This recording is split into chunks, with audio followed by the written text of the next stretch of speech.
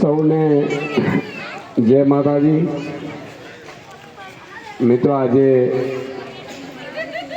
ઈશ્વરભાઈ આમ આદમી પાર્ટીમાં એક મોટા પરિવારમાં જોડાઈ રહ્યા છે, એમનો આનંદ છે.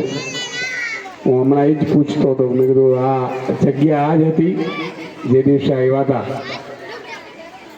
મિત્રો, દરેકનો સમય હોય છે. સમયથી પહેલા ઈશ્વર કોઈને આપતો નથી, અને સમય આવી જાય પછી કોઈની પાસે રહેવા નથી. એક સમય હતો, 30 વર્ષ કોંગ્રેસે રાજ કર્યું આ ગુજરાત ઉપર. એક હતું શાસન ચાલતું હતું. એક સમય આઝાદી કાળમાંથી આવતો હતો. 10-15 વર્ષ પછી ગુજરાત અલગ પડ્યું મુંબઈથી 1960માં, અને સતત કોંગ્રેસ શાસન ચાલતું હતું. આપણી એક આદત રહી છે, હંમેશા આપણે એક રિક્ષામાં જતા હોઈએ તો બીજી રિક્ષા બદલીએ નહીં. એક નાનકડા ઘરમાં રહેતા હોઈએ એટલે ઘરે બદલીએ નહીં. આપણે એ પ્રકારના પ્રકૃતિના માણસો છીએ ગુજરાતી, કે જ્યાં છીએ ત્યાં બહુ આનંદ છે એમ કરીને પછી જેટલું દુઃખ આવે તો સહન કરતા જઈએ. પણ 30 વર્ષ પછી કોંગ્રેસને અહંકાર આવ્યો. એને માલધારીઓ, આપણા ખેડૂતો, આપણા પશુપાલકો ઉપર ગોળીઓ વરસાવી.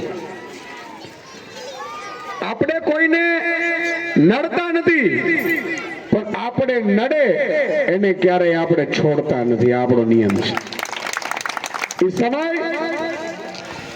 ખેડૂતો એક થયા, માલધારીઓ એક થયા, પશુપાલકો એક થયા, અને મિત્રો, પરિણામે આવ્યું કે વર્ષોથી જેનો ડંકો વાગતો એ કોંગ્રેસ શાસનના મૂળિયા ઉખાડી નાખનાર આપણો સમાજ. આજે ફરીથી 30 વર્ષ થવા જાય છે. એ જ સમય 30 વર્ષ કોંગ્રેસને થયા, એનો અહંકાર આવ્યો.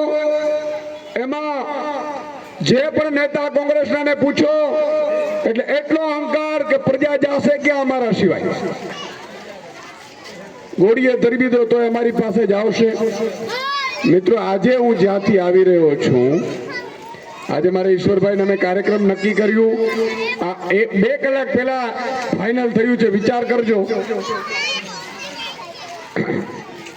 સાબર ડેરીની અંતર્ગત, આપણે સૌને ખબર ન હોય તો કહી દઉં, આપણા ત્યાં પશુપાલકો, ખેડૂતો બધા એક થયા, હજારો ખેડૂતો.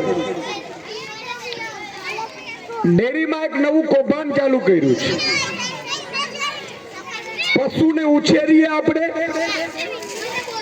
પશુને પાલન કરીએ આપણે, પશુને ખવડાવીએ આપણે. ખોળ હોય, કપાસિયા હોય, ભૂસો હોય, ચારો હોય, ખવડાવીએ આપણે, દોઈએ આપણે, દૂધ ભરવા આપણે જઈએ, અને કમાયા ગટિયાઓ. તમે જુઓ, તમે વિચાર કરો કે ડેરીઓના ચેરમેનો કરોડોમાં મળે, ડેરીઓમાં નોકરી કરનારા કરોડોમાં મળે, પણ પશુપાલકને કાંઈ મળે નહીં, જેમ ખેડૂતને નથી મળતું એવું. મિત્રો, ગત રોજ આપણા બધા આગેવાનો ભાવફેર માટે થઈને સાબર ડેરીએ ગયા. ભાજપ વાળાએ પોલીસને મોકલ્યા, લાઠીચાર્જ કરી, અને એક પશુપાલકનું મોત થઈ ગયું. હું હિંમતનગરથી આવું છું, હું ત્યાં ગયો હતો. એક માલધારીના દીકરા તરીકે, એક ખેડૂતના દીકરા તરીકે, પશુપાલક તરીકે આપણી ફરજ બને છે. આપણે ઉદ્યોગપતિઓ માટે લડવા વાળા નથી, ઈ તો એનો કૂટી લેશે. આપણે ગરીબો, વંચિતો અને શોષિતોના ઉત્થાન માટે મારો જન્મ થયો છે. મારે આ જ કરવું છે. આજે મિત્રો, હું જ્યારે ગયો, તમે વિચાર કરો કે આપણા ખેડૂતો અને પશુપાલકો ઉપર પોલીસે ઢગલાબંધ કેસ કરી દીધા. મારી કોણ નાખ્યું તો કે ભાજપની પોલીસના લાઠીચાર્જ અને ટીયર ગેસ છોડ્યું એના કારણે એક ખેડૂતનું મોત થયું, પશુપાલકનું. એટલે મારે ત્યાં જવાનું થયું. ઈશ્વરભાઈને કીધું, મેં કીધું કાલનું રાખવું પડશે, કારણ કે ત્યાં સ્મશાન યાત્રામાં જોડાવાનું હતું, એમના ઘરે જવાનું હતું, એને ન્યાય મળે એ માટેની માંગણી કરવાની હતી. મિત્રો આપણું કોઈ છે જ નહીં, આ સાચું કહું છું તમને. આ તો ગાડી આયલી આવી, બાકી આ જમીનો કાલે પડાવી લેશે, અહીંયા બધે બુલડોઝરો ફેરવશે. આ કોઈના નથી. ભાજપ જેવી રાક્ષસ પાર્ટી મેં ન જોઈ, જેને ઉછેરીને આપણે મોટી કરી.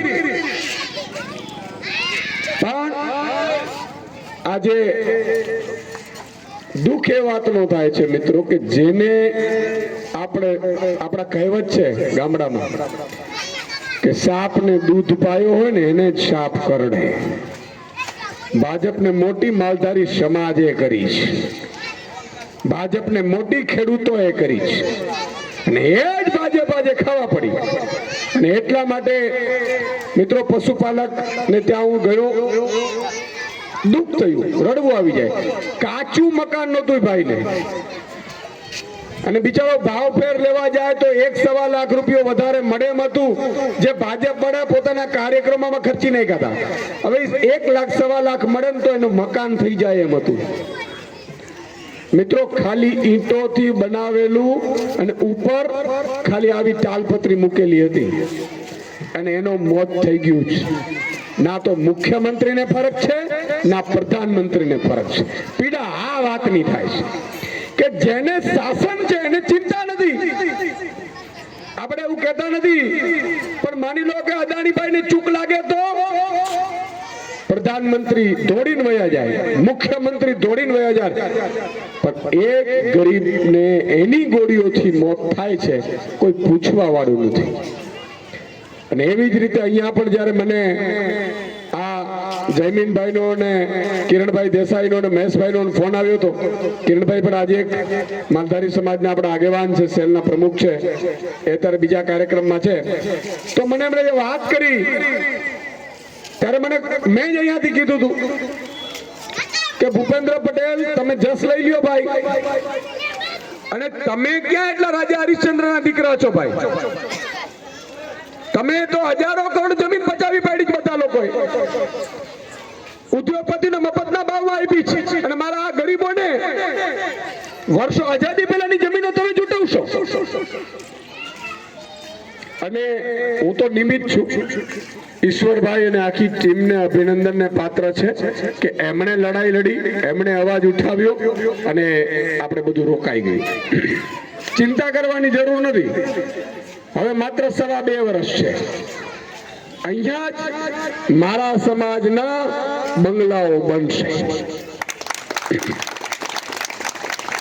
અને આપણે નવાઈ નથી કરતા, એ તો કરવાના આવ્યા છીએ. આપણે કરવા શું આવ્યા છે ભાઈ?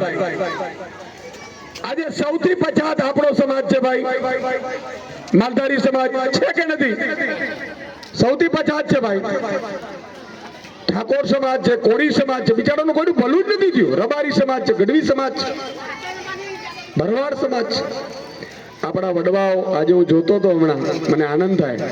લાકડીઓ છે, હવે જો કે લાકડીઓ ખાલી ટેકા માટે છે, પણ એક સમય હતો 30-40 વર્ષ આમ લાકડી ફરે ને એટલે 50 ફૂટ દૂર રહેતા હતા બધા. સાચું ને?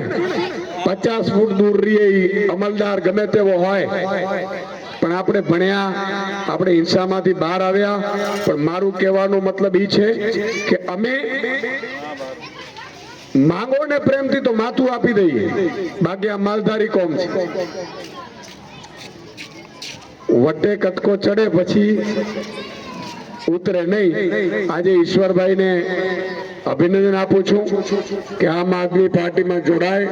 હું માતાજીને પ્રાર્થના કરીશ, ભગવતીને, કે સામાજિક, આર્થિક અને રાજકીય ક્ષેત્રે ખૂબ પ્રગતિ કરે. મિત્રો, હું પત્રકાર તરીકે બધાના અવાજ ઉઠાવતો તો લોકો, મંત્રીઓ, મુખ્યમંત્રીઓ બધા મને કહેતા કે સુદાનભાઈ કઈ કામ હોય તો મેં કીધું મારું કામ ક્યારે નહીં આવે ભાઈ. અને આજ દિવસ સુધી મિત્રો 17 વર્ષ મેં પત્રકાર કર્યો છે. મંત્રી ને મુખ્યમંત્રી એક ફોન ઉપર વાત ત્યારે પણ કરતા હતા, પણ મેં મારો પર્સનલ કોઈ પણ મંત્રી એમ કે કિશુદાન ગઢવી તમારો આ પર્સનલ કામ કર્યું છે ક્યારે મારી ભલામણ નથી હોતી. માં ભગવતીની કૃપાથી ઈશ્વરે મને આટલે પહોંચાડ્યો છે. એક સામાન્ય માલધારીનો દીકરો, ખેડૂતનો દીકરો, પશુપાલકનો દીકરો આ દરજે ઈશ્વરે કંઈક લખ્યું હશે તો ભલે, પણ એમાં ભગવાનની વિશ્વાસ હશે કે મારો આ દીકરો બૂચ નહીં મારે, ખોટું નહીં કરે, એટલું તો હશે કે નહીં? એનો વિશ્વાસ તોડવો નથી સાહેબ. એટલે માત્ર એક સમાજનો નહીં, તમામ સમાજોનો, તમામ વર્ગનો, તમામ ગરીબોનો, તમામ વંચિતોનો, તમામ શોષિતોનો મિત્રો ઉત્થાન કરવું છે. આપણે સાથે મળીને ઉત્થાન કરવું છે. એટલે જ્યારે હું ઝૂંપડપટ્ટી જોતો હોઉં છું, નાના મકાનો જોઉં છું, તો મને ચિંતા થાય કે સરકાર માટે આ રમત વાત હોય છે મિત્રો. 5,000, 7,000 ફ્લેટ બનાવવા એક રમત વાત હોય છે, પણ સરકાર કરતી એટલા માટે નથી કે એને આ બધું ઉદ્યોગપતિઓને આપવાનું હોય. આપણે એવું પ્લાન લઈને આવ્યા છે મિત્રો કે 75 વર્ષમાં ગુજરાતનો વિકાસ નથી થયો. ઈશ્વર કરશે 2027માં જો આમ આદમી પાર્ટીની તમારા બધાની સરકાર બને તો 5 વર્ષમાં એવા કામ કરવા છે જે 75 વર્ષમાં આ લોકો નથી કરી શક્યા. અને એક પણ નાગરિક ઘર વિહોણો નહીં હોય, એક પણ નાગરિક એવો નહીં હોય કે જ્યાં કોઈને કોઈ રોજગાર ન કરતો હોય. એક પણ યુવાન, માતા, બેન, દીકરી કોઈની તાકાત નથી કે એની છેડતી કરી શકે. એક પણ નાગરિક ખેડૂત એવો ન હોય કે જેને આપઘાત કરવાનો સમય આવે. એક પણ પશુપાલક એવો ન હોવો જોઈએ કે જે પોતે એને એમ થાય કે હવે મારું આ દુનિયામાં કોઈ નથી. એવું કોઈને ન થાય ને એવું કામ આપણે કરીને સાહેબ આ ધરતી ઉપરથી જવું છે. અને કરી શકાય એમ છે મિત્રો. ગુજરાત સરકારનું 4 લાખ કરોડનું બજેટ હોય છે અને અઢળક સંપત્તિ સરકાર પાસે આવતી હોય છે. ખાલી અમદાવાદનું તમને કહું 14,000 કરોડનું બજેટ છે. 14,000 કરોડનું એક વર્ષનું.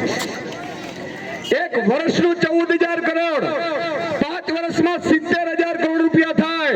અને એમાં પછી રાજ્ય સરકારનું બજેટ અલગ, સ્માર્ટ સિટીનું બજેટ અલગ, કેન્દ્ર સરકારનું બજેટ અલગ. ઈ તો બધું અલગ. મિત્રો કોઈ પણ વ્યક્તિ સારો અહીંયા આવી જાય ને તો સિંગાપુર જેવું અમદાવાદ ખાલી 5 વર્ષમાં બની જાય.